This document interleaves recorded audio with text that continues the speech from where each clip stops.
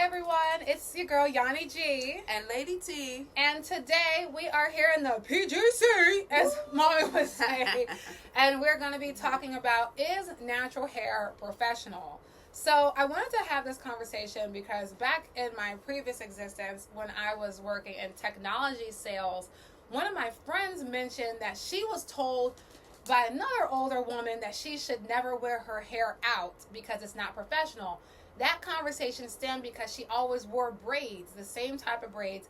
And she's like a fashion girl. And so I just asked her, like, why do you always wear the same hairstyle?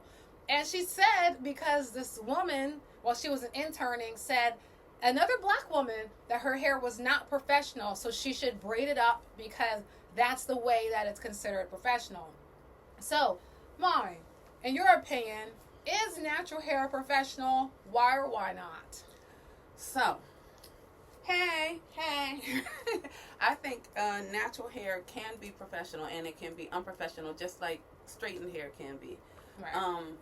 I think if it's well kept and in styles that are not like really colorful and stuff, it's professional. But I have encountered some ignorant people, as you know, including a black male who was older than me, grew up as a teenager during the civil rights era, so I was shocked at his ignorance. Right. But he used to say the most ignorant things and basically say I looked ghetto and country in a bad way, in a derogatory way.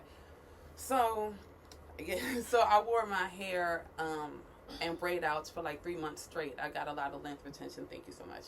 And then the other one was my Indian friend, who, when I wore my hair and braid outs for a week, he came to ask about my mental health because he thought I was, going through something because he said I wasn't combing my hair. So, wow. Yeah. So there is a whole lot of ignorance, and I remember asking the black guy, like, you marched with afros. What happened to you to make you so hateful against hair that looks like yours? And he never answered seriously. But yeah, I think it can be professional. And I'm so glad for the Crown Act that allows us to wear it. Yeah, I mean, I agree. I think that the question is inherently flawed in a way because any hair can be professional and any hair can be unprofessional. So if you're going somewhere and maybe you have a purple stripe and then you have a pink stripe and then a blue stripe, regardless of if your hair is 4C or 1 negative A, whatever it is, that might not be professional. It also, I think, depends on the profession that you're in, which defines what is considered professional, what is not. And I think in this particular situation, I think this woman was trying to help because of because we were in the South. I worked in Atlanta at this time. And so I think that in her mind, she was looking out for the next generation because perhaps whatever she endured when she was our age, because we were fresh out of college at this point, literally fresh out of college. This is my second job, but this was her first job. Like literally just walked across the stage. They used to call me Similac in different locations, just so you know how green we were. I'm serious. That was one of my nicknames. So I think in her mind, what she was saying and doing was helpful, but this is, in hindsight, it sounded ignorant. And so I think what was professional back in the day might have been, you have to wear a wig to be professional. You have to have straight hair or whatever. Because in some places, braids are considered unprofessional to certain people. So I think it depends on, one, the age range of the people, what they determine and define as professional. But in general, I think as long as you feel comfortable in your hair and as long as you have a hairstyle that is, I hate to use the word simple, but simple hairstyles tend to be on the more professional side. So if it's a simple style that you feel confident in and it's not a whole bunch of different colors, even though I love different colors, then it's professional. And to be frank, that same company, there was a white lady, and there's no shade towards white people or anything, but she had a blue streak in her hair. And I'm like, what the heck? How is she allowed to have that? But my friend was told that her fro with a well-managed fro was not considered professional. And I can say nobody's ever said anything like that to me, but there's also people that are prejudiced to different hair types. So her hair type was more closer to 4C, and so they might have had a problem with, because her shrinkage is more real than my shrinkage is and things. So I think it's a personal prejudice, and I think that it's ignorant because it's not true, and your hair does not define your mental capability or your ability to show up in the workplace in a strong, stable space. That's my thoughts. Amen. And I just want to piggyback, and you've experienced this, I know. A lot of the women from the older generation who were the most critical at first actually embraced natural hair. And when they went natural, they came to us for advice. And it's so funny because we were the ones they criticized the most. Yeah. But it turns out, I think, they kind of secretly wanted to do the same thing for a long time.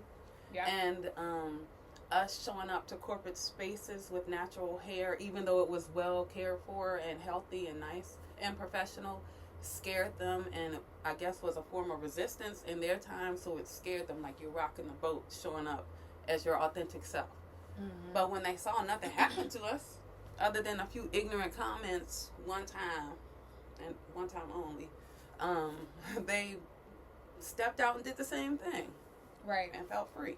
Right. A lot of it comes from a place of fear, because it's like this thing I be saying, like in the movie They Clone Tyrone, where there's a few scenes where his mom's voice is just playing on a radio thing, and this whole time you think his mom is there, but it turns out it's like a recording. It doesn't matter. Spoiler. Oh, alert. Whatever. So, yeah, I mean, if you haven't seen it by now, hey, sorry about that. But, yeah, so so I think that sometimes people get trapped into what used to happen, not necessarily what's happening now. So, back in the day, perhaps if you went against the grain and had a rebellious spirit, even though it's the hair that grows naturally out of your head, perhaps you would have got a milkshake put on you. Perhaps the dogs would have got on you, depending on where you are. This actually happened. Perhaps you would have got fired or blacklisted or whatever. So I think that sometimes people get trained into submission because of what happened in the past, and so they just assume that that's going to happen. Even today with people with their goals and stuff, perhaps you came from a household who beat you down when you did good. So now you might self-sabotage when you do good things, because in the back of your mind, you were trained that when you do good, bad things happen.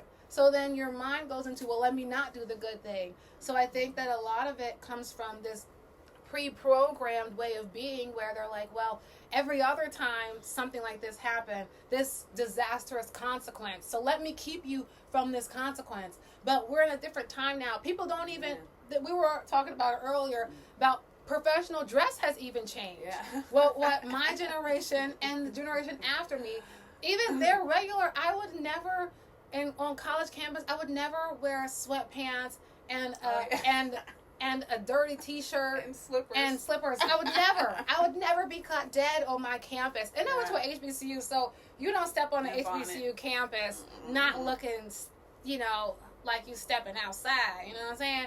But today's kids, or you didn't. Yeah, well, I don't know, because I haven't been on campus in a minute, so I don't know what they're doing now. But it just seems like the need to put on is lessening, and the people nowadays are more concerned about, okay, you might have all the nice stuff, but who are you as a person? Yes. And in fact, now it's more of a red flag. Like, didn't you see when Prada made that those 8 things and you still wearing it? Didn't you see the shackles on their shoes and you still wearing it? Didn't you see who was in them files and you still supporting their business? So now, to me and people like myself, if you do support those brands who are not supporting the community, then you start to look like an op. So it's more about the inside and less about the outside. Amen. So. Thank God. And I'm looking for the mic so I can pick it up and drop it, because you preach, girl. Yes.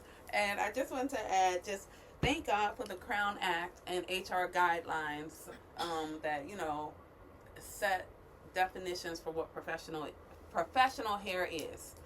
So just non-distractive hair. And yeah, thank God, like you said, we are in a space that you can be authentically yourself.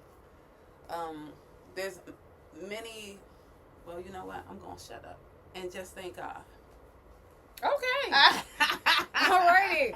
I didn't have anything else to say on that. Did you have anything else to say? No. All right. So that's all, folks. We are We Unique World, your healthy hair care hub, helping you, the next generation, and everybody in between discover ways to take care of curly textured hair. Learn all about it. Hit us up if you have any questions or want to book a workshop in person or anything like that. We'll be more than happy to help.